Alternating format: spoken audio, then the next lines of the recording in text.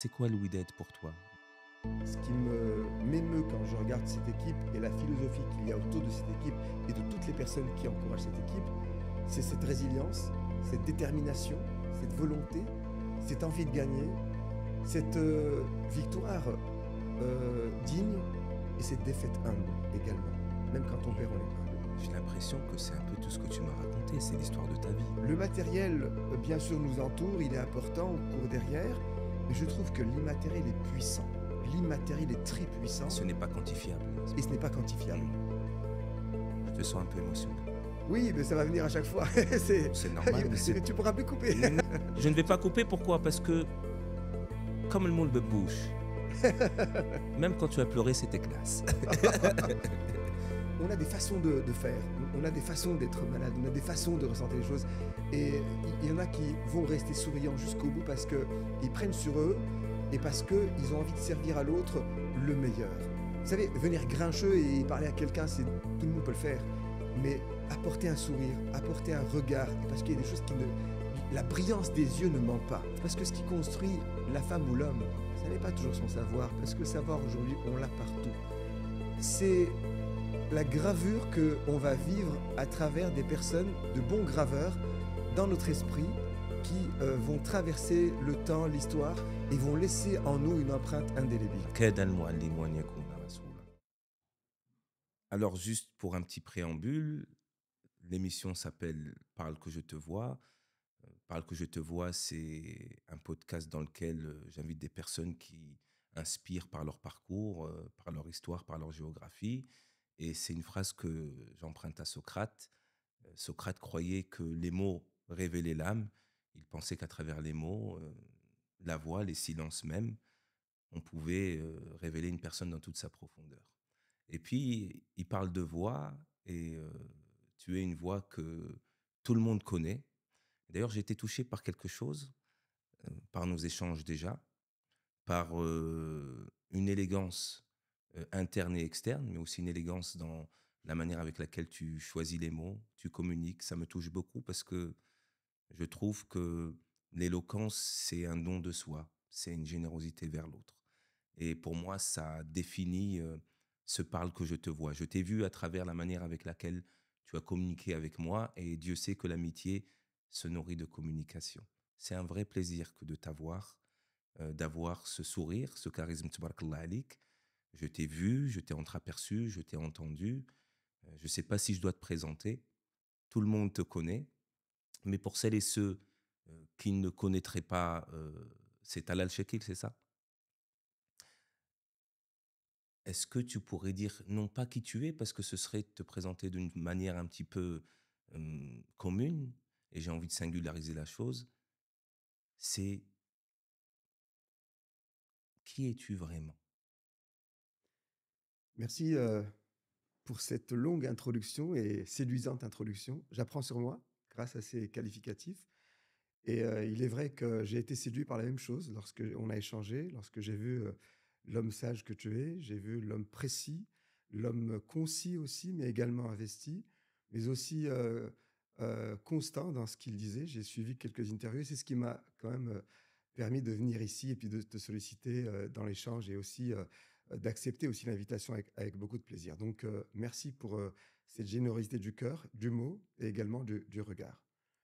Pour répondre à l'interrogation, on va pas dire question, mais à l'interrogation, je vais dire que je fais partie des personnes qui, cherchent, un développement à partir de ce qu'ils ont eu ou qu'ils n'ont pas eu dans la vie, de leur, jeunesse, de leur enfance.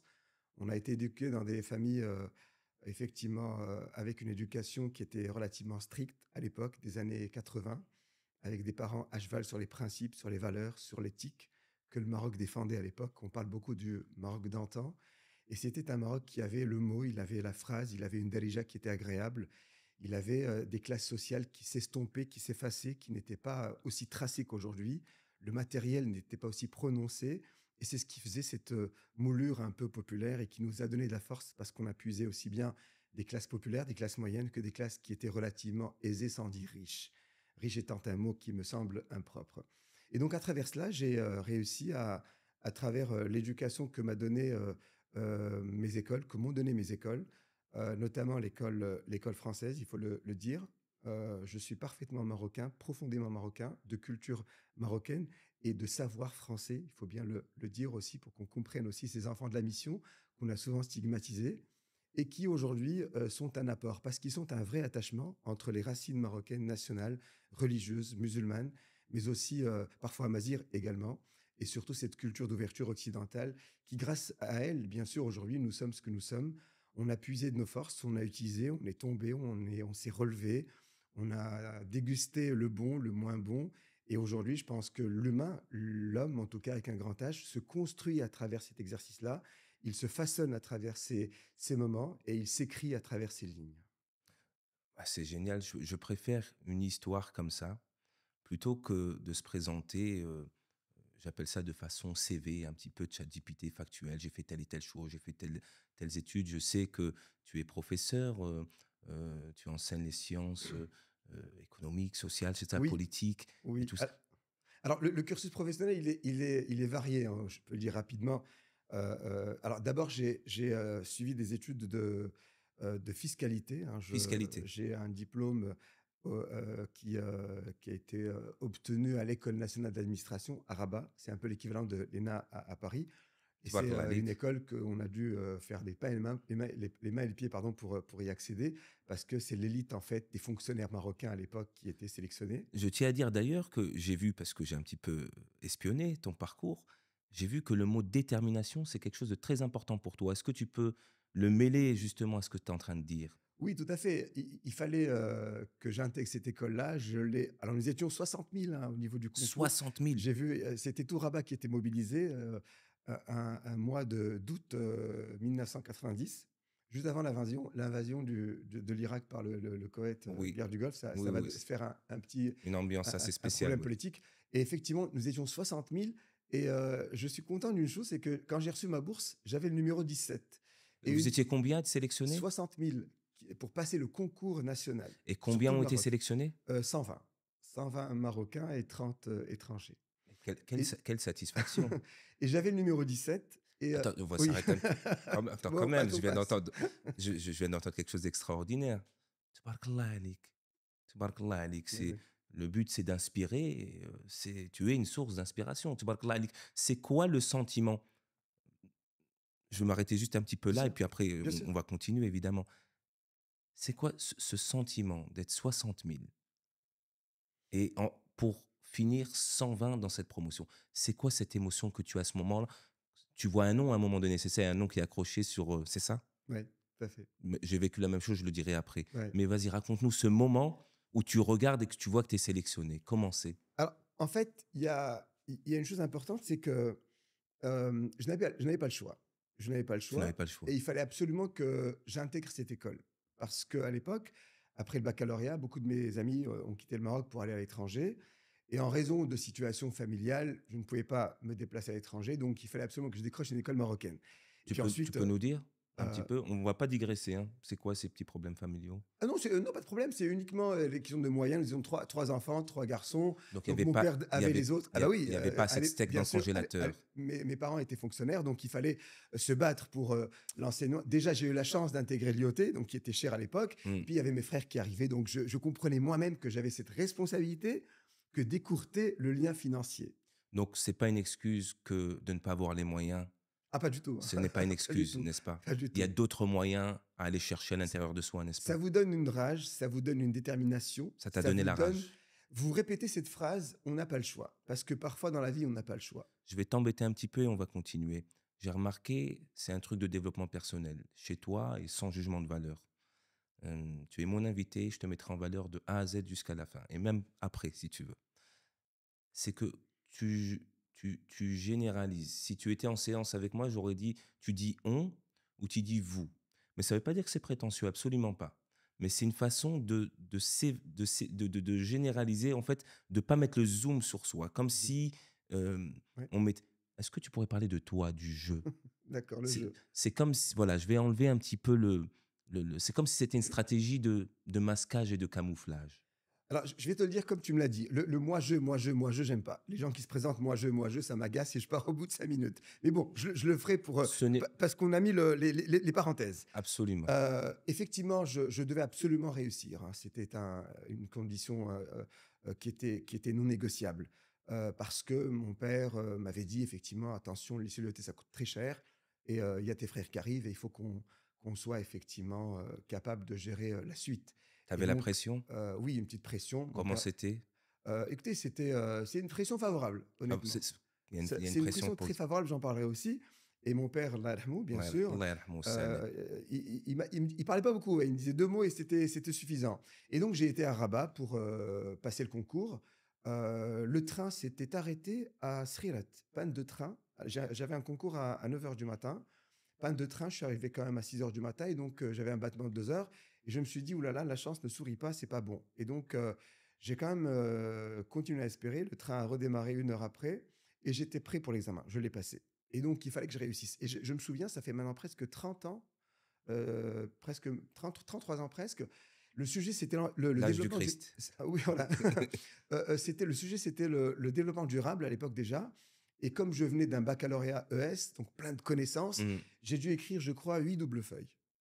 Et je vais te dire un truc, c'est que j'étais persuadé que j'allais réussir, honnêtement. On va s'arrêter là. Ouais. Il y a 2 choses que j'entends là, tabarakallah alik. La première, c'est ce que j'appelle le snake. C'est la voix qui nous tire vers le bas, hein. On a cette voix qui nous tire vers le bas, de temps en autre, qui nous dit que voilà, parfois on n'est pas beau, qu'on n'est pas à la hauteur, dans des moments ponctuels où Ouais. on va pas y arriver. C'est: «Ah, quand le train s'arrête à Srerat, ah, j'ai pas de chance». Et puis tout de suite après, il y a cette voix qui est le coach interne qui La chance va arriver. que Ouais. je vais y arriver, Ouais. j'y Ah oui. crois, un peu comme la loi de l'attraction, la loi de cause à effet. Tu peux nous parler de ces 2 voix à l'intérieur de toi? Écoute, au moment où le train s'est arrêté, je me suis dit, malheur, voilà, c'est pas bon. Malheur. Et je me suis dit, honnêtement, j'ai prié Tu as en prié. mon intérieur. J'ai espéré. J'avais à l'époque 17 ans. La personnalité religieuse, en fait, à ce moment-là, n'est pas très développée, hein. On le sait parfaitement, la foi Mmh. n'est pas toute claire, mais elle existait, bien sûr. Elle J'ai a toujours prié. été là. Oui, bien sûr. Et puis, elle progresse. On en parlera. La vraie conscience religieuse. Oui. J'ai prié au fond Tu de as moi prié que ce train puisse avancer. Et et puis, à un moment donné, j'ai commencé à me dire, est-ce qu'il n'y a pas une solution pour descendre, prendre un taxi? Voilà, c'est que je commençais à voir un peu les solutions, les possibilités, avec des moyens limités au niveau financier. Taxi, c'est pas... voilà, c'est... donc il y a une espèce de tableau Excel qui se déclenche pour Exactement. trouver la solution et les Exactement. résultats. Et Mmh. bon, je contacte le contrôleur. Alors, mon père était cheminot, hein, juste pour savoir. Donc, j'avais la main sur les contrôleurs, je savais leur parler. Mmh. Et c'était un atout, une chance aussi qui était là. Je lui ai demandé si je pouvais descendre du train ou s'il allait redémarrer, quel était le problème. Il m'a expliqué le problème, comme on parlait beaucoup des problèmes de l'ONCF à l'époque à la Mmh. maison. Donc, j'ai compris que le train allait démarrer et j'avais foi en ça. Il a redémarré effectivement 1 heure après. J'arrive à Rabat ville et je cours vers l'école effectivement pour mon examen. Et effectivement, quand le train va redémarrer, j'ai compris que la chance ressouriait et qu'il fallait Alhamdoulilah. avoir foi, il fallait avoir espoir, il fallait croire en ses chances tout simplement. Parce que de toute façon, ça servira à quoi de se tenir la tête entre 2 mains et puis de s'asseoir par terre et de pleurer? À rien du tout. Si j'ai bien compris, en fait, et ce qui est totalement la définition du coaching développement personnel, coaching de vie, c'est que, en fait, il y a un problème, il y a peut-être une émotion, plutôt que d'être dans l'évitement, le déni ou l'exagération de la situation, on va être dans la proactivité et on va agir. Et c'est exactement ce que tu as fait. On en revient à cette voie de l'inspiration interne que tu as, que quand tu as passé ce moment, tu avais l'intime conviction que tu allais l'avoir. Oui, honnêtement, oui, parce que le sujet m'a plu, j'ai beaucoup écrit, j'écrivais très bien. Je ne sais pas si j'écris aussi bien encore aujourd'hui. J'écrivais très bien et donc j'ai rempli 8 doubles feuilles. Et comme candidat en langue française, j'étais presque sûr de l'avoir, effectivement.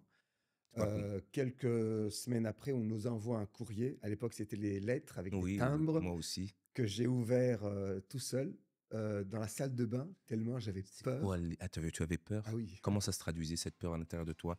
Oh, on va c'est juste. moi, ça Non, va? non, c'est pas. De toute façon, c'est un podcast. C'est un podcast. On va même pas couper cet événement. On va pas couper cet événement parce que c'est un podcast qui est totalement authentique et genuine. Ok, voilà. Et donc tu disais, désolé pour cette petite parenthèse, mais nous sommes dans la vie et nous assumons. Donc, tu as peur? Comment ça se traduit à l'intérieur de toi, cette peur? Le moment d'ouvrir Oui, oui, oui, cette, parce que en fait, je me suis dit: «Je dois ouvrir cette lettre et je dois y lire «admis». C'était ça oui, il y avait pas de c'est là où tu dis: «Il y a pas le il y choix». avait pas d'alternative Mmh. parce que sinon c'était, d'autres voies payantes et contraignantes pour la famille que je ne voulais pas. Je n'osais pas. Mon père allait le faire, je le savais très bien, mais je n'osais pas parce que j'ai pris ma part et c'était suffisant. Je me suis dit: «C'est bon maintenant, il faut que la part, soit, servie aux autres frères, on va pas s'amuser à encore prendre» et j'étais gêné, hein. C'est fou ce sentiment qu'on avait en tout cas nous à l'époque, qui à 18 ans, on était gêné de déranger les parents pour l'argent. Et d'ailleurs, je vais te raconter après ce que j'ai fait pour pouvoir Je m'en suis très, sortir. très, très je suis très ému parce que après je ne vais pas faire de généralisation, je vais te laisser continuer parce que c'est un peu l'histoire de ma vie que tu racontes, mais je te laisse continuer, s'il te plaît. Et donc, j'ouvre cette lettre, avec une petite tradition, une petite superstition que j'ai toujours, voilà, قراو آيات باش الله يبارك et j'ai ouvert la lettre et j'ai trouvé que j'étais admis. Alhamdoulilah. Je tremblais d'émotion et je suis allé le dire à ma mère, paix à son âme, Allah yarhamha Oh, également, ils sont morts tous les 2. qui me C'est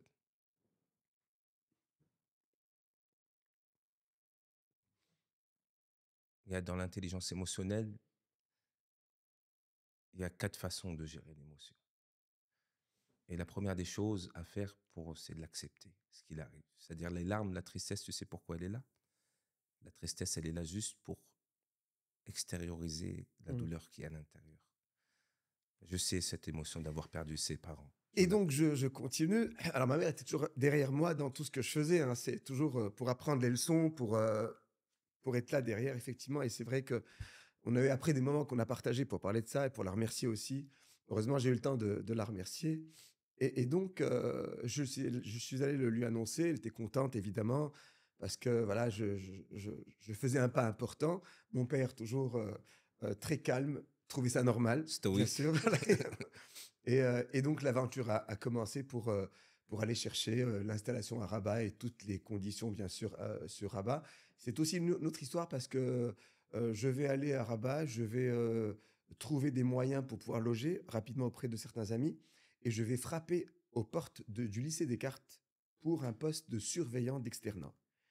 Et c'est un poste qui effectivement, là aussi, je me bats pour le poste parce qu'il y avait beaucoup de candidats et j'arrive devant le proviseur qui était monsieur Alioli à l'époque, qui était le mari de madame Alioli qui faisait Musica à l'époque des années 90. Il s'était arrivé, de France et il me reçoit dans son bureau pour me dire, «Est-ce que vous avez déjà eu un lien avec des jeunes, voilà, dans des centres de formation?» Je lui dis: «Écoutez, très peu». Il me dit, «Est-ce que vous êtes motivé pour travailler?» «Oui, bien sûr». «Qu'est-ce qui vous a ramené ici?» Je lui dis: «L'argent». L'argent. Il s'est tu, il a baissé les yeux, il a signé un papier, il m'a dit: «On vous appellera». Il me rappelle l'après-midi sur un fixe après pour être, voilà. J'ai été reçu et à l'époque, en 1990, je gagnais comme, surveillant d'externat à Descartes, à mi-temps, 9 300 dirhams. Tabarakallah, c'était quand même une somme C'était conséquente. génial. C'était royal. J'ai réussi grâce à ça à avoir un petit logement avec un prof qui m'avait, filé sa dépendance, à financer des crédits que ma mère avait pris d'ailleurs, voilà et d'aider la maison dans D'accord. leur, voilà, dans tout Donc ce si qui était si j'ai bien compris, tu as endossé le rôle du grand frère responsable qui devait subvenir et heu et aider, la famille, oui, qui n'avait indépendant pas à de moyens. 18 ans. C'est-à-dire Indépendant à 18 ans. indépendant. Avant de commencer l'interview, on n'a pas eu le temps de se rencontrer déjà parce que le Weeded, j'ai l'impression que le Weeded, c'est ta deuxième femme, c'est ta maîtresse. Alors, je vais pas arrêter de te contacter, je me plains, aux auditeurs. On était censés se voir, plein de fois et à chaque fois, il y avait le Weeded qui sortait comme une maîtresse qu'on allait voir, un joker. Je me suis dit: «Mais Weeded, c'est une femme ou mais on en parlera dans un deuxième temps, peut-être que tu as envie d'en parler, parlons-en maintenant». Louis Dead, on n'a pas réussi à savoir grâce, je dirais pas à cause, Louis Dead. C'est quoi Louis Dead pour toi? Dis-nous. C'est un membre de la famille. Je pense que tu as dit le mot, c'est un membre de la famille. C'est un personnage qui m'a beaucoup aidé. C'est un personnage qui, a su résister, il a su se développer, il a su gagner, il a su perdre et il l'a toujours fait avec dignité. Ce qui m'émeut quand je regarde cette équipe et la philosophie qu'il y a autour de cette équipe et de toutes les personnes qui encouragent cette équipe, c'est cette résilience, cette détermination, cette volonté, cette envie de gagner, cette, victoire, digne et cette défaite humble également. Même quand on perd, on Mmh. est humble. J'ai l'impression que c'est un peu tout ce que tu m'as raconté, c'est l'histoire de ta vie. C'est des choses qui se croisent. Il y Bah a oui, beaucoup de résilience dedans, il y a beaucoup de détermination, il y a des échecs, il y a aussi des victoires, alhamdoulilah. bien sûr, c'est tout à fait ça. C'est on se retrouve en fait à travers, Mmh. cette équipe-là qui nous apporte beaucoup et c'est vrai que dans la famille, on est effectivement, on est très porté sur, sur l'équipe, parce qu'on on 1 chose, pour le dire depuis le début, je suis le Wydad depuis, que j'ai 13 ans. J'ai eu la Tu un chance vrai Ouidadi. oui, j'ai eu la chance de Mmh. croiser de véritables stars dans l'équipe, des idoles, notamment Badou Zaki, qui Mmh. s'entraînait à l'époque où j'ai commencé à faire l'école du Wydad Mmh. et quand on voit un certain Badou Zaki devant les poteaux, dans les cages, je crois qu'on a tout vu. Crois-moi, les jeunes d'aujourd'hui ne savent pas de quoi je parle. C'est quoi? Dis-nous, raconte-nous, on sait Ah mais pas. c'est un géant avec une élégance incroyable, même quand il tombe par terre pour se relever pour un ballon. Il a je ne sais pas s'il le sait. Tu me touches beaucoup, tu adores l'élégance, n'est-ce pas? Ah c'est mais c'est la classe. Vous C'est la savez, classe, ouais. j'ai rencontré un gars qui vendait des escargots.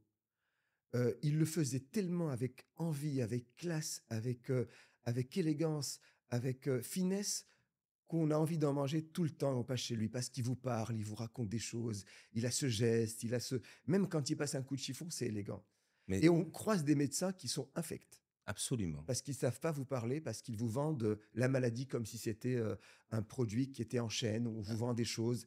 Je pense que, savoir placer des mots, toucher la personne, c'est beaucoup plus impactant que l'apparence qui peut se faner en quelques secondes. On a vu quelqu'un, il est très beau, il est très bien, puis après, mais qu'est-ce qu'il dit? Qu'est-ce qu'il dégage? Et combien de personnes, eh bien, vous poussent à une aspiration quand elles prennent la parole, quand, le physique, le regard, lâche à un moment donné. J'avais un enseignant, je conclue là-dessus, qui était il était moche, on va le dire comme ça. Il avait Il pas a un une gros beauté nez, il avait voilà, il avait pas la beauté heu et plastique, exactement et puis, des magazines. après bon, après, je dis moche pour choquer et je vais Oui, oui, dire bien pourquoi. sûr, non, non, mais ça me Parce que juste après, quand il va prendre la parole, il fait taire tout l'amphi et il séduit tout le monde et jusqu'à aujourd'hui, je le cite parce que c'est un très, très grand monsieur qui a réussi à séduire des milliers de personnes par son tact, par sa capacité à ne pas blesser, à ne pas dire le mauvais mot, à savoir toujours être, à l'écoute et avoir la bonne réponse. Je pense que c'est un effort qu'il fait sur lui et ça se ressent et c'est pour ça que je dis à ce monsieur qu'il a été moche, mais tellement ah classe mais que ce je je l'adore. veux C'est bien juste, avoir ça, je veux bien avoir sa mocheté et d'ailleurs c'est ce que j'enseigne. mais C'est ce que tu c'est ce fais, qu'on a, mais je mais le c'est ce que suis. tu enseignes aussi. Mais, mais je suis moche et j'espère Tu que je vois? dégage des choses belles. C'est ça. Je ne veux pas être beau et Non, dégager de la je mocheté. pense et je l'ai souvent dit, mais je le dis avec beaucoup d'intégrité. Je pense que tu as réussi le pari de Socrate, de «Parle que je te vois». C'est que, sincèrement, et je reprends les mêmes mots parce qu'il y a pas d'autre chose, que la noblesse de cœur et d'esprit que tu as reflète la beauté et l'éclat extérieur que tu as, en plus de l'élégance vestimentaire que j'apprécie. Donc tu sais conjuguer et les couleurs, mais ça vient d'une intégrité interne où تبارك عليك والله يطول عمرك ويسترك من شر بنادم هادشي اللي الله غادي يعطيك نقول الله لك. يكبر بك سيدي. Sincèrement, sincèrement, sincèrement. J'ai envie de parler, un petit peu de quelque chose d'important. Allez, je vais me contredire et tout ça, ça va être totalement on va se jeter. On va faire un saut de l'ange là comme ça. En rentrant, tu m'as dit quelque chose qui m'a beaucoup touché, qui m'a même donné la chair de poule. C'est que tu m'as dit: «J'ai beaucoup interviewé des personnes et jamais je me suis retrouvé, dans la position dans laquelle où c'est moi, on va s'intéresser à moi, la lumière va être un petit peu sur moi». Et d'ailleurs, ça rejoint cette chose sur «je n'aime pas dire le moi, je, moi, je, moi, je», qui prouve une vraie modestie de ta part, ou tabarakallah alik. Je suis très honoré et très content de contribuer à cette chose que peu de personnes, ou peut-être personne, ne t'a offert jusqu'à maintenant. Vraiment, vraiment, je passe un excellent moment. J'ai envie de parler de la foi. Allah subhanahu wa ta'ala. Tu peux nous parler de cette relation qui, alors je sais qu'on a étudié dans des environnements laïques, que la religion, certaines personnes me diront, c'est du chapitre personnel, c'est une histoire d'amour. Et l'amour, eh ben moi j'en parle. Est-ce que tu peux nous en parler? Bien sûr. La religion, pour commencer au départ, venant d'un système laïque, effectivement, mission française, vous savez comment ça fonctionne. On a eu quand même Trabia Islamia, on a eu l'éducation islamique en Mhm. classe. On apprenait des versets, on apprenait les hadiths, sans véritable profondeur. Malheureusement, il n'y a pas eu d'éducation Mhm. dans le sens. La religion nous est inculquée de façon, et je dis bien inculquée, hein, d'une façon un peu, je dirais, coercitive, violente, l'obligation, tu dois, tu devrais, si tu ne fais pas. D'ailleurs, je fais un podcast, petite parenthèse que je ferme rapidement. Ce dimanche, je te le dis comme ça, parce que les gens, de toute façon, ils seront en retard Bien par sûr. rapport à ça. Ce dimanche, sur justement avec quelqu'un de très spirituel, et on parle D'accord. de cette chose-là. Je te laisse Très continuer. bien. Donc, le concept de religion ou religieux s'inculque de façon violente, je pense, dans notre Oui, moi aussi, culture. C'est oui. l'interdiction, c'est si C'est tu ne fais pas, voilà. l'enfer. J'aurais souhaité des vertus, j'aurais souhaité que la religion soit moteur de notre économie, soit Hmm. motrice Bien sûr. de notre personnel, de notre personnalité. Je rencontre des gens qui me disent, j'ai lu le Coran 3 fois, 4 fois, 5 fois, 6 fois, 7 fois. Ça m'émeut. J'aurais aimé faire ça. Et j'essaierai de le faire.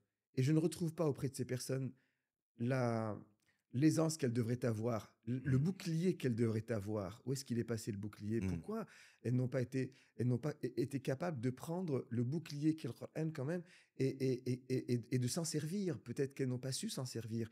Donc il y a une forme de divorce entre la lecture, l'apprentissage et l'exercice de la foi lui-même et son utilisation. D'ailleurs, Dieu dit وَيَقُولُونَ مَا لَا يَفْعَلُونَ.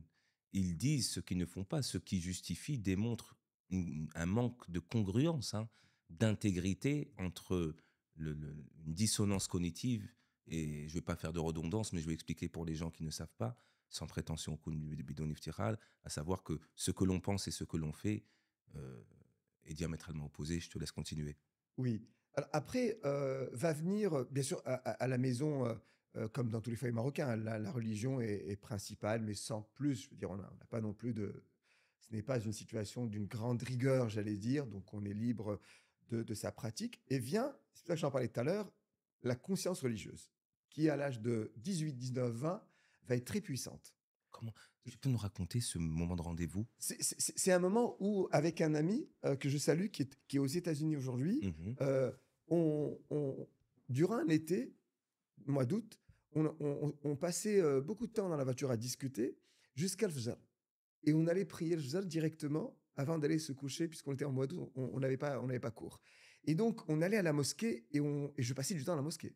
Je passais du temps entre le Maghreb et l'Acha. Je passais du temps. Je regardais les gens, j'essayais de lire un peu. J'ai un peu de mal, parce que le Coran, parfois, était Oui, oui, compliqué. oui, Mais la j'étais là, calligraphie. j'étais présent. J'aimais ressentir cette grandeur, cette paix, cette sérénité. Peut-être que ces moments-là ont été la grande connexion avec ce que j'ai peut-être comme sérénité Ces en moi, moments-là, un petit peu, hein. ces moments-là, Ces moments-là de se retrouver à la mosquée, c'est à ce moment, ces sans moments, prière, sans d'être assis. d'être dans la vibration du moment. Exactement, d'être Mm. assis par terre, les jambes allongées, de regarder, de réfléchir à rien. Et je pense que c'est un moment de connexion où certaines choses se sont passées et je suis devenu le personnage avec une conscience religieuse. Là, j'ai pris conscience et je priais par moi-même sans que personne me le dise. Je m'efforçais à respecter le temps, j'allais à la mosquée, etc. Et donc, alors là, je verrai d'autres pratiques, mais c'était un moment très, très important jusqu'à l'âge de 20-21 où, si tu veux, le personnage religieux va se mettre en place. Et c'est ce qui va permettre, jusqu'à aujourd'hui, bien sûr, de me permettre de faire une différence entre le matériel et l'immatériel. Mm. Le matériel, bien sûr, nous entoure, il est important, on court derrière, mais je trouve que l'immatériel est puissant. L'immatériel est très Et puissant ce n'est pas quantifiable, n'est-ce et ce pas? n'est pas quantifiable. Mm. Et c'est ce qui va enjoliver beaucoup de choses. Et je vais le comprendre à travers ma vie, mais aussi à travers un moment Covid, où les gens se sont retrouvés malheureux, seuls, pauvres, malgré leur richesse, et où, effectivement, on n'a pas, ou certains n'ont pas pu, peut-être, avoir ce côté foi qui nous dit tous, peut-être pour les musulmans, et après tout, on va mourir. Et après? Et où est le problème? C'est super ce que te dire. On refera, je te réinviterai. Tu es invité à volonté quand tu veux. À volonté. C'est un plaisir de boire tes mots comme un bon verre de thé, hein. J'emprunte une phrase de Shakespeare qui dit comme un bon verre de vin, mais le vin, ce n'est pas pour moi, n'est-ce pas? Ni pour moi d'ailleurs. Et je te laisse continuer. Alors, effectivement, ce côté immatériel est important parce que quand j'ai rencontré d'ailleurs des collègues occidentaux, qui parlaient de leur post-confinement, j'ai trouvé en certains d'entre eux une forme de terreur, une forme de Mmh, psychose, d'angoisse, assez prononcée, qui effectivement, heureusement ne m'a pas touché. Moi, j'ai été très content pendant le confinement, sauf pour les décès bien sûr des personnes, mais sinon pendant le confinement, on a pris le temps, on s'est retrouvés, j'ai pris soin de chez moi, de oui, moi, je me suis retrouvé et je trouve que le côté foi, le côté Dieu est important. C'est vrai que, quand on a beaucoup d'amis français, il faut le dire, quand on leur parle, la foi, c'est ça passe à côté pour certains, c'est même ringard, c'est dépassé. Non, ça n'est pas dépassé. Un individu est 2 choses, le matériel et l'immatériel. En abs étant que du matériel, il se consomme. En étant de l'immatériel, il se régénère. a absolument, mais c'est comme j'en parlais d'ailleurs, j'étais en France, jusqu'à hier soir et j'en parlais à l'aéroport avec une fille qui était à côté de moi et puis je sais pas pourquoi je lui parle de ma foi et elle me pose la question, elle me dit: «Mais pourquoi tu crois en quelque chose? C'est quoi cette nécessité de croire en quelque chose?» Et je lui dis: «Écoute, moi je suis passé par des épisodes, j'étais agnostique d'abord et puis athée, par colère, en me disant: "Bah, puisque c'est compliqué, comme j'ai cherché Dieu et je l'ai pas trouvé" et du coup ma colère m'a amené à l'athéisme et c'est quand j'ai renoncé à chercher Dieu que Allah subhanahu wa ta'ala est venu à moi. Et je lui dis: «Écoute, ne pas croire qu'il y a un créateur, une intelligence derrière ça, c'est comme se dire que le dictionnaire serait le fruit, d'une explosion de bibliothèque qui aurait mis les mots dans l'ordre». C'est ce que je dis. Je dis: «Il y a quelque chose de tellement parfait dans, la structuration, dans la structure de la vie, dans le soleil n'est jamais en retard, dans les étoiles, dans les oiseaux, dans les animaux, dans ce miracle, le fait que toi et moi, on se parle, cette voix qui exprime cette pensée de façon concise, précise, comme tu aimes si bien. Moi, je crois qu'il y a une intelligence et que cette intelligence, je l'appelle Allah subhanahu wa ta'ala et c'est magnifique. Et je voudrais juste, parce que j'ai beaucoup parlé de mes amis, français, heu, que j'apprécie beaucoup et certains d'entre eux sont juste magnifiques. Parce que j'en connais certains qui sont venus au Maroc et qui pendant le mois de Ramadan, arrêtent de manger. Je ne vais pas dire Oui, jeûner, oui, mais oui, arrêtent de oui. manger et je leur pose la question, enfin: «Pourquoi vous faites cela?» Et ils me disent: «Écoute, si je suis né au Maroc, c'est pour m'imprégner de la culture et je voudrais que, les gens que je côtoie, eh bien, soient au même diapason que moi, que je vive la même chose qu'eux et que je ressente la même chose qu'eux» Absolument. et j'applaudis ça parce que c'est ça le vrai vivre ensemble, justement. C'est le vivre Mmh. ensemble écrit avec dans un dictionnaire qui est de culture marocaine et qui est de culture enracinée, musulmane et également de savoir français. C'est ça la différence entre le vivre ensemble tel qu'on veut le vendre ailleurs et le vivre ensemble tel que conçu mondialement. Je pense que c'est une parenthèse qui est très, elle est immense. Je l'ouvre, juste pour que je Tu m'exprime tu dessus, tu fais mais bien. il est certain que le vivre ensemble, ça n'est pas une uniformisation du mode de vie, mais c'est une démultiplication des modes de vie. Je vois très bien ce que tu veux dire et pour vulgariser ça, c'est que en fait, le vivre ensemble, c'est quelque chose qui est à double sens et non pas sens unique. Tout à fait, tout Parce à fait. que C'est un partage. ne serait-ce que par, notre manière d'agir, de penser et même de parler, on va pas nous reprocher à nous de ne pas être intégrés à la mentalité française et de ne pas avoir épousé son œil et sa rétine. Je veux dire, on la connaît, on la sait, on la vit, on l'aime même cette culture française, mais à contrario, il y a des personnes qui vivent ici depuis 30 ans Ouais. et qui jouissent justement de cette chose et qui ne parlent, qui disent hormis salam alaikum, shukran Ouais. et mabrouk laïd, Pourtant, nous, on a fait l'effort, hein.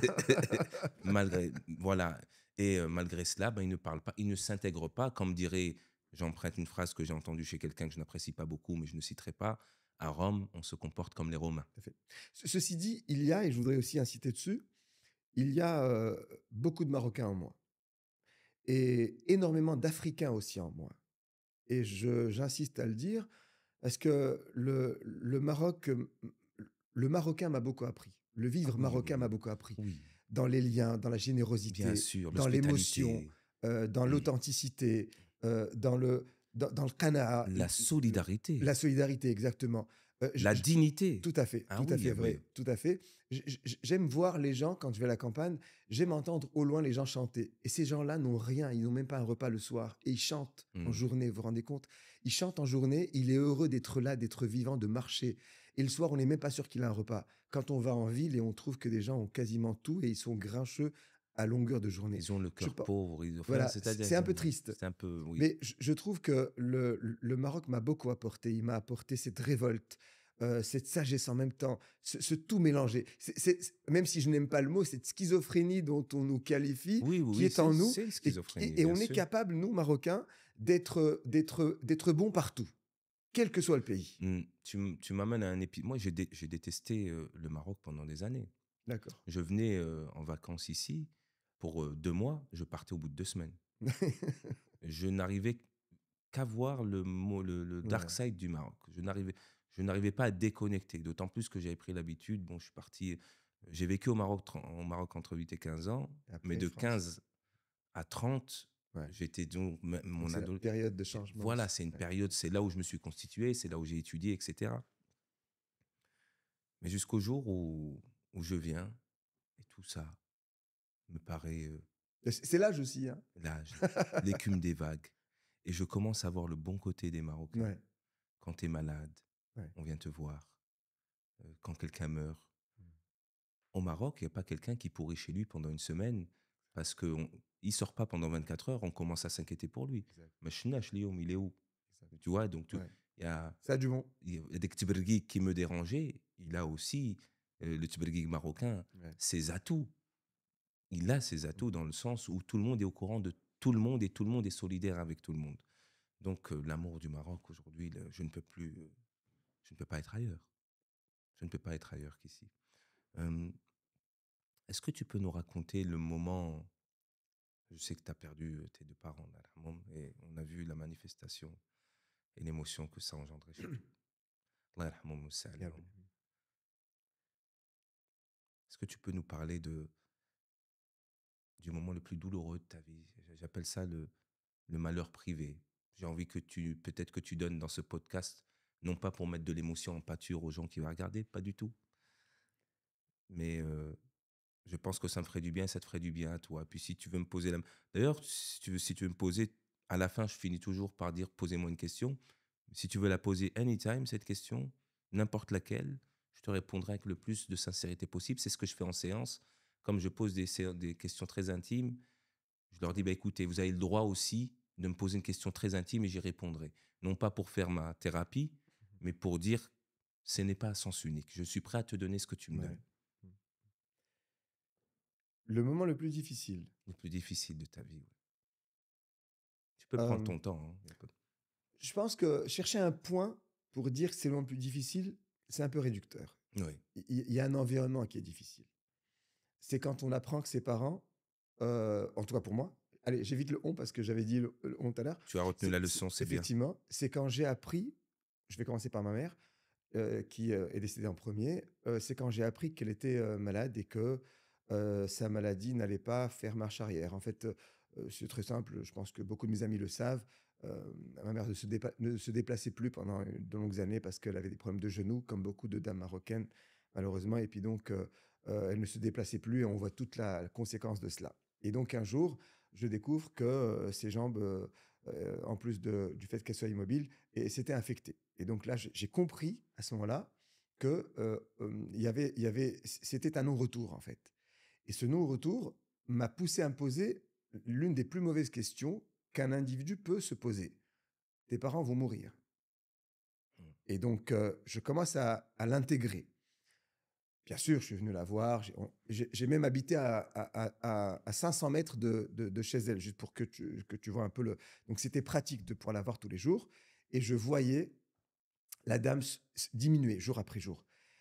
C'était pas, ça le plus difficile, c'était en fait de commencer à accepter que ça y est, c'était le début de la fin quelque part. C'est un deuil Bien anticipé, et il y a un moment, un 1er mai à 9 heures du matin, je reçois un appel de mon le père. 1er mai. Ouais, mon père ne m'appelle jamais. Sinon le soir, c'est rare on va dire. On avait une relation, je la raconterai après, qui s'est développée très très officielle j'allais dire et donc je vois papa sur le téléphone, j'ai compris. J'ai compris que quelque chose s'est passé. Je réponds. Donc j'attendais aussi, hein, ma mère était en difficulté depuis quelques semaines, quelques mois et j'attendais effectivement et il m'appelle, je dis: «Oui». Il m'a dit: «Écoute, viens, ta maman n'est pas très bien». Voilà, cette phrase-là est restée dans le Elle est pas très j'avais bien. 500 mètres à faire de chez moi à chez lui. J'ai fait 250 mètres de tristesse et 250 mètres de bonheur. Parce que je me suis dit: «Enfin, elle se repose. Ah bah, Enfin, Alhamdoulilah ou Alhamdoulilah, je ne trouve elle ne va plus me dire: "J'ai mal", elle ne va plus me dire: «J'ai». Et donc c'est fou, hein, c'est un sentiment que je vais avoir encore une fois 3 4 ans après. C'est-à-dire ce moment de tristesse mêlé au bonheur. C'est fou, hein? Je dis ce que j'ai ressenti, je n'invente rien. Cette tristesse d'apprendre la fin, c'est lourd, c'est un couperet et ce bonheur de se dire: «Enfin, Alhamdoulilah, la libération. la libération». Mais tu rejoins, en fait, c'est totalement cohérent. Tu me dis ça comme si c'était qu'il y avait une incohérence dans le fait de que la joie contraste avec la tristesse dans une distance de 500 mètres. Il y a Lord de Chesterfield qui le dit en anglais, après je le traduis en français, juste histoire que ça revienne. Il dit: How can I feel happy if I don't think sometimes, if I'm not sad? And how can I feel alive if I don't think sometimes about death? Donc il dit: comment puis-je me sentir heureux si je ne ressens pas parfois la tristesse? Ouais, Et tout à comment fait. puis-je me sentir vivant si je ne pense pas à la mort? Ouais, tout à fait. Ça résume un petit peu cette chose. C'est la relativité, en fait. C'est d'être Ouais, exactement. La mort est quelque chose qui est... Maintenant, je te connais un petit peu plus. La mort fait partie de toi. C'est quelque chose qui est là. C'est là. De toute façon, si on est normalement constitué, la mort est là et nous guette à chaque fois et on ne sait pas quand est-ce qu'on va rejoindre ce grand vide où le cœur s'apaise. On ne sait pas. Et tant mieux d'ailleurs. mmh. Allah يطول عمرك. Que هو tu puisses يفارق profiter de كذلك. tes Oui, enfants, bien les sûr, voir, صحيح. avoir des enfants et tout شوف ça. غنعيشوا اللي قد قسم الله وغنعيشوا à 100%. C'est ce C'est ce que que je me dis. et c'est Voilà, exactement ma le devise. reste, voilà, quasiment, tous les mois, on apprend le décès de quelqu'un, Oui, voilà, ben, par surprise parfois, mmh, et c'est comme ça. Bon, ce qu'on souhaite, c'est mener notre bateau à bon port. Une fois il a été mené à bon port et je te laisse deviner, de quoi je parle. Je pense qu'on a voilà, alhamdoulilah. oh Bah, lillahi alhamd. c'est il y a pas de problème. Et On ne s'accroche pas à la vie, on aimerait comme tout le monde vivre bien et cetera, mais on n'est pas un hystérique non plus de la chose et malheureusement, je sais qu'il y a beaucoup de mes amis qui, je les ai observés quand ils ont perdu, un des parents, ont été dans des situations oui, oui, très dures, oui, oui. très dures. D'ailleurs, j'appréhendais. Je me suis dit: «Le lien que j'avais avec ma mère», comme beaucoup d'hommes ont avec leur maman, j'imagine, je me suis dit: «Je vais pas me relever». Je me le suis dit Et et comment finalement, comment tu as fait pour alhamdoulilah, te relever? oui, Comment tu as fait? heu je d'abord je l'ai vécu véritablement, concrètement, ce n'est pas une imagination. Il y a une différence entre «j'imagine que» et le fait de vivre et je l'ai vécu parce que, comme je t'ai dit, il y a cette partie en moi qui, m'a donné satisfaction. J'ai eu la chance d'entretenir, de m'occuper de ma maman pendant les 6 mois de sa maladie. J'ai eu la chance de lui apporter les meilleures conditions, les médecins, les infirmières, l'accompagnement. Mon père était là pour ça, il a été merveilleux pour ça. J'ai été étonné, j'ai découvert un homme, j'ai découvert quelqu'un de sensible, j'ai découvert quelqu'un Mmh. d'attentif et je ne pensais pas et ça, dommage qu'il soit plus là pour l'entendre, je ne pensais pas qu'il allait être aussi bon et aussi patient avec elle. Il l'a été et rien que pour ça, moi je dis: «Chapeau». Bah, j'espère qu'ils sont heureux tous les 2 là où ils sont. Et après alors après, bon, alors après j'ai eu des regrets, je me suis dit: «J'aurais dû faire plus» et cetera. Mais bon, je pense qu'on a fait le maximum et c'est la conscience qui parle. Et après, je me suis dit: «Je ne ferai pas comme ça avec mon père, je vais le guetter, je vais le venir le voir, je viendrai tous les jours». J'ai même installé un bureau chez lui, hein, pour te dire, pour Mmh. venir tout le temps et tous les jours, Pour changer profiter mes de a lui. voilà. Et effectivement, on a commencé à avoir un petit lien plus sympathique. Ça a duré 3 4 ans, jusqu'à ce qu'effectivement, la maladie, effectivement, prenne le dessus et là aussi, autre épisode. Alors là, il est venu chez moi, heu et je le dis à toutes les personnes qui ont les moyens de le faire, et je le dis à toutes les personnes qui, peut-être, parfois se trompent avec leurs parents parce que je reçois des questions qui sont parfois cruelles. Il est venu chez moi, enfin, j'ai obligé à venir déjà, c'est obligatoire, et je lui ai réservé une des chambres qui était une chambre médicalisée. Voilà, je voulais qu'il ait le meilleur confort. Je voulais le maximum parce que je sentais aussi qu'il allait partir et je voulais pour lui le maximum. Il avait une femme de ménage, une femme pour sa nourriture spéciale, un kiné. Je remercie, je ne sais pas si je peux donner le nom du Tu peux dire, médecin. Je remercie, voilà. les gens qui ont contribué à faire le bien autour de toi Ouais. et autour de, sincèrement, tu peux faire ce que tu veux. Je voudrais remercier un garçon, c'est Dr Soloki Younes. Like Barbie. Il est anesthésiste. Il venait même quand je l'appelais pas et il venait parce qu'il avait du cœur. Il ne se faisait pas toujours payer. Même très souvent, il venait gracieusement. Et voilà, j'ai envie de lui dire merci parce qu'il y a des médecins qui ont du cœur et c'est important de le rappeler. C'est quelqu'un qui vraiment m'a beaucoup soutenu parce que c'est des moments difficiles. On n'est pas médecin et lui, par ses mots, par son réalisme, il me disait la vérité. Il me racontait pas des bobards parce que là aussi, on n'est pas dupe non plus. Voilà. Et je pense que c'est quelqu'un de très bon. Je le salue et je le remercie. Et donc, tout ce monde-là était autour de lui jusqu'au moment où, effectivement, la mort l'a emporté. Et après, je me suis dit, Alhamdoulilah, Alhamdoulilah. j'ai été choisi pour accompagner mes parents jusqu'au bout. J'ai été choisi par hasard pour être celui qui allait leur donner la dignité jusqu'à la fin. J'ai été choisi avec mon épouse aussi, que je remercie, qui effectivement Allah يخليكم بعضياتكم. a été brillante et irréprochable sur cette question-là. Vraiment, je ne sais même plus comment je pourrais m'exprimer pour le dire. Et j'invite vraiment tous ces jeunes-là à comprendre qu'il y a des moments où on passe un examen et un exercice. Cet exercice, il vous sera soumis. Il ne faut pas le rater. Ah oui, ça c'est sûr. Il ne faut pas le rater. Peut-être que vous ne le vivrez pas, par chance, je ne sais pas, ou par malchance, mais ceux qui auront l'occasion de le vivre, ils doivent bien le réussir. Et c'est ce qui nous permet, c'est ce qui me permet aujourd'hui. C'est ces moments-là de gestion, de maladie, de difficultés, jusqu'à la mise en terre. Wallah yarham, Allah yarham. Et c'est cette sortie du cimetière qui va me donner des ailes incroyables jusqu'à aujourd'hui. Je me sens protégé, je les sens autour de moi. Mais je peux te dire que je le sens et je le vois. Et d'ailleurs, quand je vois des personnes qui connaissaient mon père, Allah يرحمه ويسعده, ils me disent Nour ديال باك est sur toi. Que la lumière de mon père, elle est sur moi, comme si tes parents avaient travaillé pour toi. Je te sens un peu émotionnel. Oui, mais ça va venir à chaque fois. C'est normal, mais c'est... Tu pourras plus couper. Non, on va pas. Je vais Mais pas. Je vais te dire la vérité. Ouais, Je ne vais pas couper. Je ne vais pas couper. Pourquoi? Parce que comme le moule de bouche, même quand tu as pleuré, c'était classe. Même quand tu as pleuré, c'était classe. C'est un podcast authentique.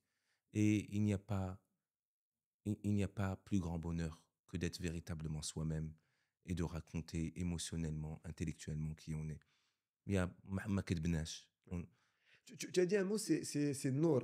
C'est cette lumière-là qui...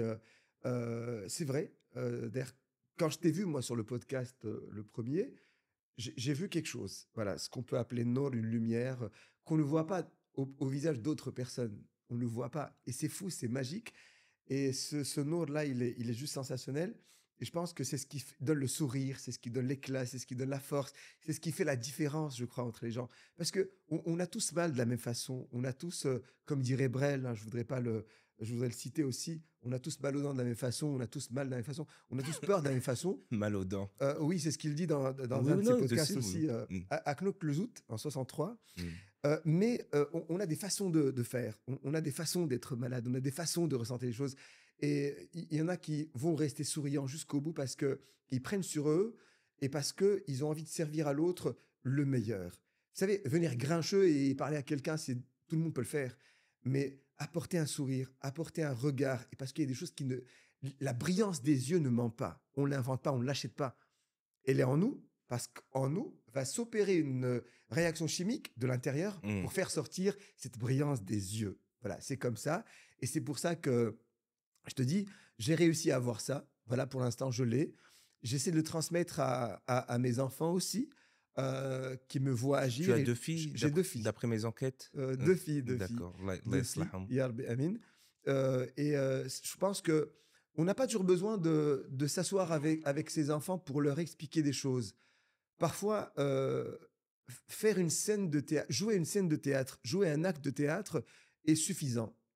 Elle me voit faire, je suis sûr qu'elle On s'imprègne, est, pardon, de ce que on est je père par voilà. l'exemple. Par exemple, tout On à est fait. père. Je préfère Et d'ailleurs, les enfants sont des fins observateurs par tout à rapport à fait. ça. La manière avec laquelle le livre, les gens vont lire, nos enfants vont lire parce qu'ils nous voient lire. Ils vont travailler parce qu'ils voient nos forces de travail, etc. Et on est plus père par l'exemple, je le pense, que par les préconisations qu'on leur donne ici et là pendant l'enfance, adolescence. Pardonne-moi, je vais tousser. Non. Et tu vois, je vais le garder dans le montage. Je ne vais pas le couper. Et ce que je dis à propos de mes enfants, je le dis à propos également de mes étudiants et de mes élèves. Ce sont nos enfants, nos étudiants. Exactement. C'est très important et il faut qu'ils comprennent que ce n'est pas le savoir qui est important, c'est aussi toute cette année qu'on passe ensemble, toutes ces 2 années qu'on passe ensemble pour apprendre à faire ne serait-ce qu'un code vestimentaire, un code linguistique, une esthétique de l'écriture, un savoir parler, une compréhension, un pardon quand on triche. Quand un Absolument, oui. élève triche Oui, oui, oui. et qu'il vient vous Oui, voir, j'en ai vu, ouais. ce pardon est important toute sa vie. J'ai rencontré une jeune dame aujourd'hui qui a 32 ans et qui m'a dit: «J'oublierai jamais le jour où, vous m'avez surprise en train de tricher et vous n'avez rien dit jusqu'à la fin de l'heure pour me faire cette petite leçon que j'oublierai jamais» Tabarakallah et alik. c'était suffisant. Je Tabarakallah. pense qu'on doit faire passer des messages et ces messages-là restent parce que ce qui construit la femme ou l'homme, ça n'est pas toujours son savoir parce que le savoir aujourd'hui, on l'a partout.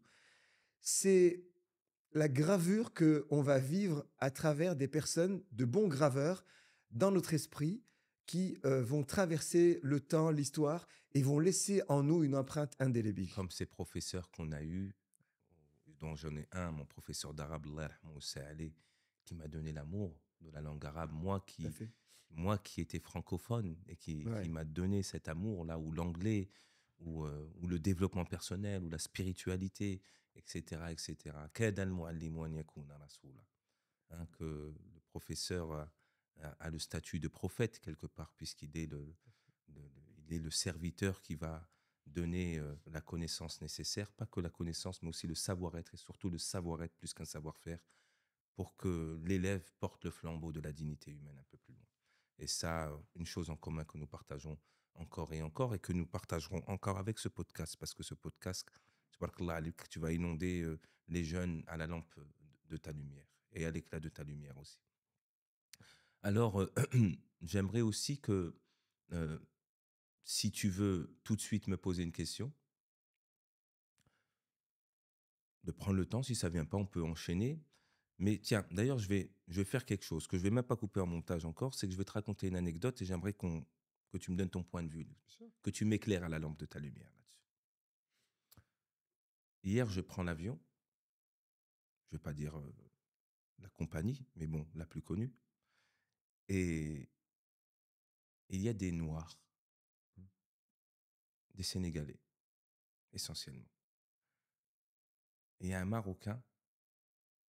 Il y avait des regards déjà, bon, je sais interpréter un peu les regards quand Ouais. même, je suis pas parano, condescendants, un peu comme certains Français avec un complexe inconscient, supraconscient de supériorité à l'égard des Africains. L'Africain a encore des progrès à Les faire. Espagnols, les Italiens, les Belges Tu aussi vois, ne sont pas en tu train vois, tu faut vois. pas stigmatiser nos amis Voilà, français. voilà, voilà. Oui, oui, oui. L'Occident, quoi. En règle générale, on peut regarder comme un citoyen de deuxième, voire troisième Ouais classe. Hein. Un peu, ou même en Israël. Hein. Hein, les séfarades deuxième classe et les félachas et les d'Éthiopie, falachas, les éthiopiens, ouais. félachas de troisième classe. Et puis on peut aller n'importe où. Le but, c'est pas de stigmatiser la Ouais. France ou quoi que ce soit. C'est de se dire, de raconter un peu la bêtise de l'homme. Donc le Marocain, je parle du Marocain aujourd'hui, et je suis Marocain. Et je suis Marocain, et je suis berbère, et je suis sahraoui. Donc je suis arabe, sahraoui, marocain et nigérien. C'est un cocktail incroyable. C'est un cocktail incroyable. Et fier de l'être. Ouais. Et je vois que la personne a un regard condescendant, mais en plus, ça va se traduire avec une action qui va confirmer cette chose-là. Donc je ne suis pas dans l'interprétation mentale de l'événement, dans l'hypothèse. Et il commence à lui parler, je dis, poussez-vous un petit peu, ne vous collez pas à moi. Elle était assise à côté de lui. Sauf que les Sénégalais étaient en force. qu'ils ont vu ça, ils ont commencé à dire, mais pourquoi vous parlez? Ils commencent à crier, escalade, ça escalade et tout, et j'interviens. Et pourquoi j'interviens? Un racisme latent, Mmh. parce que j'ai été victime de racisme au Mmh. Maroc. Et que toi et moi, nous avons une petite couleur teintée, Mmh. un chocolat, peut-être, peut-être toi un peu plus cappuccino que moi chocolat, Non, je c'est dirais, voilà. tranquille. Mais je sens ريحة الشحمة في الشاقور, Ouais. comme on dit. Hein? Je sens une famille, je sens du sang commun, en commun en tout cas. Un ancêtre commun peut-être. Mmh. D'ailleurs, tout le monde a nous avons tous le même ancêtre commun. Pour les athées, c'est le premier homme qui vient d'Afrique. Pour les religieux, c'est Adam alayhi salatu wassalam. Hein? Donc pourquoi on va commencer Ouais. à faire le distinguo? Et donc ça a été comme une espèce d'acupuncture qui a réveillé des petites douleurs du passé. La Zoua, l'Ouyen, Il y a 7 qualificatifs. ce Je les ai qualifié. comptés, hein. Alors Il parfois, y en a 7. il y en a, et parfois c'est mignon. L'Ouyen, Ouais. ça part d'une bonne intention. Mais parfois, j'ai eu dans ma vie 2, 3 altercations, même dans ma famille. Parfois, quelqu'un de ma famille bien éduqué, très bien éduqué, avec les moyens extraordinaires, on va lui refuser le mariage. C'est exceptionnel. Hein. Je ne dis pas que c'est l'état d'esprit du Maroc. Parce qu'il est sahraoui, il est khal. Hein. Et j'ai entendu sahraoui, imma qui bi'u zirri'a, ou là qui dirou tabneit, ou là ils sont masseurs fil hammam. Mmh. Hein. Soit ils sont des maçons, soit ils vendent des pépites, soit ils font des massages dans les hammams. Et que j'ai eu une altercation la semaine dernière aussi. Donc je me dis, il faut que j'en parle. Dès que c'est un problème, il faut qu'on en parle. Parle que je te vois. Je suis avec mes enfants. Une voiture passe à toute vitesse et il y a mes enfants. Donc je tape la voiture par réflexe. La personne s'arrête. Non seulement elle est fautive, elle me dit Maramdan. Je dis, elle, Maramdan, il y a mes enfants. Tu as failli écraser mes enfants. Et tu dis, Maramdan, là, je tape ta voiture. Je dis, là, je peux même la casser de peur, ta voiture. Et elle me dit oui, parce que c'était une belle voiture. Comme quoi la noblesse de sa voiture ne reflétait pas la noblesse intérieure. C'était l'inverse de ce que je t'ai dit. Ton mobile là, mais factuellement à l'intérieur, elle est sinistre. Khaouia. Khaouia. Et elle me dit, mais عندكش ton mobile بحالها. Je dis, il y en a 2 dans le garage. Je prends juste un allume. De quoi tu me parles? Là, je te parle de mes enfants. Et elle me dit, Nes bhalk. Il me donne la facture de l'électricité. Ce sont des gens qui nous servent, des esclaves. Puis j'en ai eu plein d'épisodes Ouais. comme ça. Est-ce que tu en as eu? Honnêtement, non. Non. Non, jamais jusqu'à ce point-là. Hem, mais je l'ai eu par rapport je l'ai eu par rapport à mon père quand, il venait m'accompagner à l'école ou quelque part Ouais. et il me dit: «C'est ton père» et dans le «C'est ton père», il est Et noir. les noirs. Voilà, Ouais. parce que voilà, j'ai hérité, d'une couleur, issue de ma maman qui était blanche Ta maman est et blanche, oui. voilà, exactement, donc ça a fait cette couleur-là. Mhm. Ceci dit, je fais partie des noirs. Oh oui, oui, ça a été. Quand on me pose la question, je dis: ma couleur est noire». Alors on me dit: «Non, pas vraiment». On me dit: «Mais comme Oui, ça, oui, pas oui. vraiment? Pas vraiment quoi?» D'ailleurs, aux États-Unis, quand on arrive, on a une fiche à remplir. Il y a soit, black, soit white, soit, hispanique. Ouais, Hispanique, non, hispanique. Ouais. hispanique. Et donc là, j'arrive et je remplis, black. Et ma femme me dit: «Mais enfin, tu pas black». Je lui dis: «Mais je suis pas white non plus». Alors on était là en train de débattre de n'importe quoi. Non, il faut, effectivement, tu sais, tu l'as dit tout à l'heure, on a 7 ou 8 noms pour dire, Lazi, Hartani, tout ça. Certains le disent en souriant, ça passe, mais parfois le ton peut être pas bon.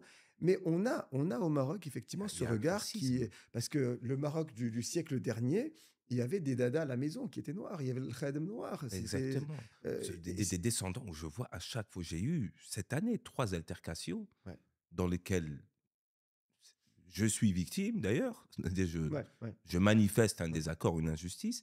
Et il y a cette chose qui ressort j'ai été halluciné. Et on traite le français de raciste. Je me suis dit, mais ouais, ouais. on est quand même.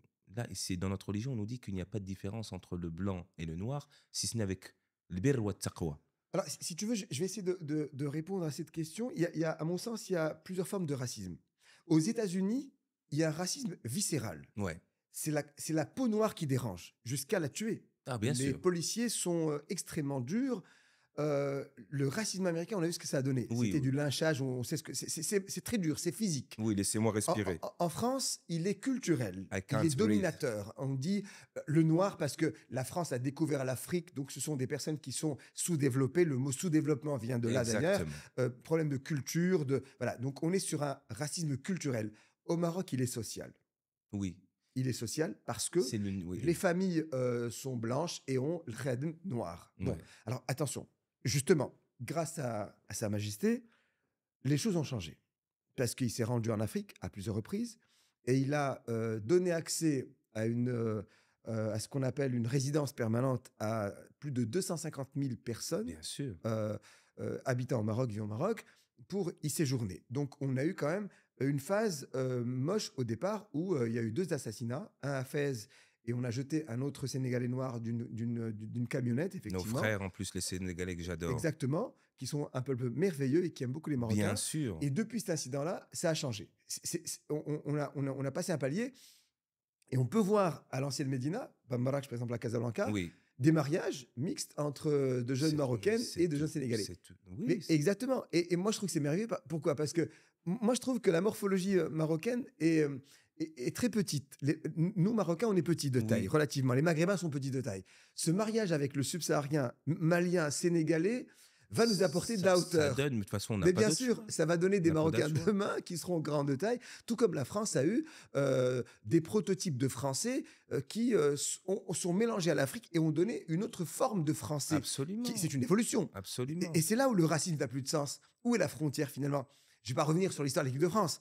L'équipe de France, championne du monde en 98, 98, ouais. grâce à ce melting pot. Et je n'oublierai jamais la phrase de Claude Leroy qui, à la fin, va dire « C'est une victoire ce soir plurielle ».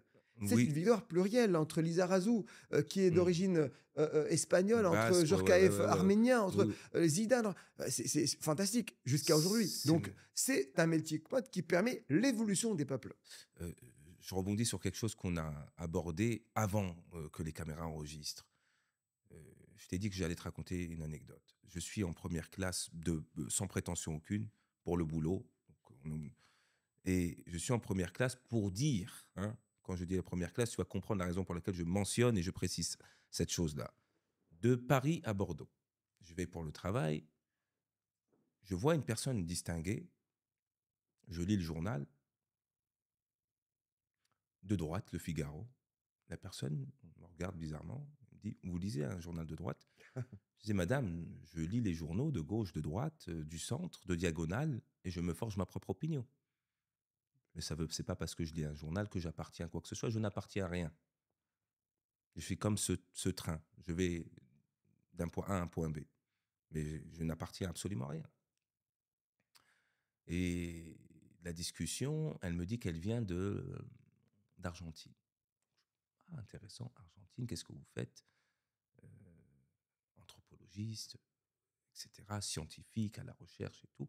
Je dis, alors, c'est quoi la situation en Argentine? Je vais faire mon journal, j'ai autant demandé à une personne directement. C'est quoi la situation en Argentine? Dites-moi. Et elle me dit, tout va très bien, bon, il y a une crise économique, etc., blabla. Et elle me dit, par contre, on a un problème. C'est quoi? Problème d'immigration. Ah, qui? Des Africains, essentiellement. Ah, des Noirs, ok. Et c'est quoi l'idéal pour vous? C'est qu'ils repartent chez eux. Et je lui dis, madame, je peux vous dire quelque chose. Et ça, je sais en réponse à toutes les personnes que j'ai citées ces 3-4 dernières minutes, avec un peu de déception dans mon regard. Oui, je suis déçu, mais même en colère. Même en colère. Je réponds à ces gens-là. Je lui dis, madame, vous me décevez. Permettez-moi de vous le dire. Pourquoi? Vous êtes très intelligente. Vous êtes anthropologiste. Vous étudiez l'histoire, la racine de l'homme. Vous savez très bien que l'homme, le premier, selon votre point de vue, il vient d'Afrique. Et c'est ce même homme que vous dites retourner. Je dis, il vient du même endroit que vous. Elle me regarde avec un regard comme ça. Je crois avoir décelé. Je pense que, pour rester humble, elle dit, quelle belle répartie, là. Quelle belle répartie. Et là, elle est choquée comme ça. Et elle me le dit, vous êtes très intelligent, monsieur. Je dis, non, ce sont que des faits, madame. Ce n'est pas de l'intelligence. Et puis je pars.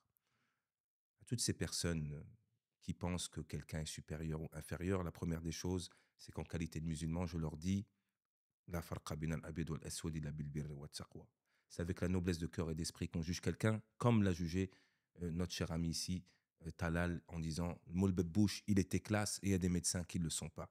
Il y a des gens avec des Mercedes qui sont dégueulasses, qui jettent des Kleenex, et il y a des gens avec une petite moto qui Ouais. vont aider une personne à traverser.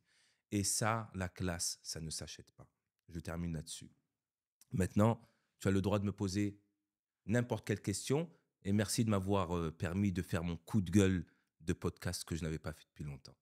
Ouais, avec plaisir. Je pense qu'au début, quand on s'est retrouvés, tu m'as dit que tu avais fait du théâtre Oui, et également, tu as joué dans des films. C'est un métier très sympathique parce qu'il permet de changer d'attitude, de changer disons, de format et d'être différent à chaque fois. Aujourd'hui, dans ta vie, tu joues quel personnage? c'est une excellente question. Tu vois, tu n'es pas décevant. Tu commences avec classe et on finira avec classe et beauté et élégance. À ton image. Wallah al-adim, wallah yakber bik. J'ai souvent entendu que, oui, l'acteur, il joue plusieurs personnages. Mes professeurs m'ont dit, plus le personnage est éloigné de ma personnalité réelle, plus le travail est enrichissant. C'est dans cet espace entre toi et le personnage que naît la création théâtrale, la créativité. Je suis d'accord que pour faire un travail, il faut aller vers le personnage. Mais la sincérité qu'on met pour chaque personnage, elle vient d'un seul endroit. Elle vient de toi. Elle vient de ta spiritualité. Elle vient de tes valeurs. Elle vient de ton parcours. Elle vient des déceptions, des échecs. Un peu, pour emprunter quelque chose que tu as dit, Louis Dead, pour toi, représente un peu le parcours de vie que tu as eu. Et ben moi, tous ces personnages je leur prête ma sensibilité, je leur prête ma valeur, je leur prête ma pensée, je leur prête ma sensibilité, et le fond reste le même. C'est-à-dire la base reste la même, et elle ne fait que se renforcer avec le temps, pour emprunter aussi quelque chose que tu dis par rapport avec la foi. C'est comme la foi, elle augmente. Plus j'avance et plus je suis bien avec ce que la vie m'a donné, avec ce que je suis, avec ce que je crois.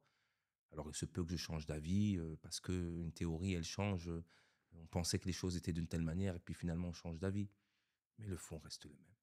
Et puis, l'éducation d'un homme se fait, puisque tu es dans l'enseignement, 20 ans avant sa naissance. 20 ans avant sa naissance. C'était, parle que je te vois, Sidi Moulay. Si Talal, un vrai plaisir, Ouais, un pur plaisir en toute partagé. honnêteté Partagé. d'avoir partagé ce moment avec toi. Merci pour ta sincérité. Merci pour ce que tu es like Brbik. Ah non. J'espère que les gens te verront comme ils ne t'ont jamais vu. En tout cas, je l'espère. Et comme je le dis souvent, n'oublie pas, si tu as l'aile, de vivre la plus belle des vies dans ce laps de temps qui est relativement court. De lui donner son souffle et toute sa mesure. Like Brbik, Sidi Moulay. Merci beaucoup, Zé Hassan. Merci. C'était un moment authentique, un moment vrai. Effectivement, comme je t'ai dit au départ, je voulais venir avec quelques petits freins à main, mais je les ai oubliés. Et je suis venu presque en roue libre, comme on dit, pour dire les choses. Et c'est tellement bon de dire les choses, des fois. C'est tellement réconfortant d'être soi-même. Et si j'ai un message à transmettre, c'est il faut travailler à être soi-même. Il ne faut rien lâcher, persévérer, parce que de toute façon, un jour, ça s'arrêtera et on n'aura pas le contrôle. Un jour, ça s'arrête comme ce podcast. Tabarakallah alik. Ouais. Tic. Super, Hassan. Tabarakallah, super.